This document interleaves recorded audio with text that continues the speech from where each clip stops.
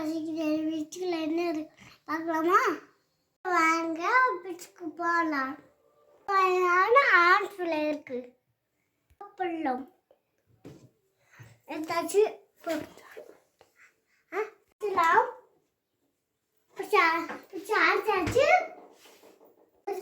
மனமும் மனம் என்ன இது? இன்னும் கொஞ்ச நேரம் குடிச்சாச்சு.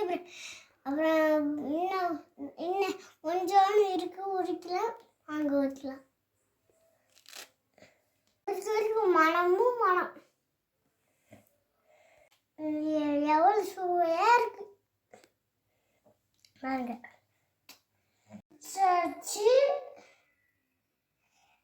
அப்புறம்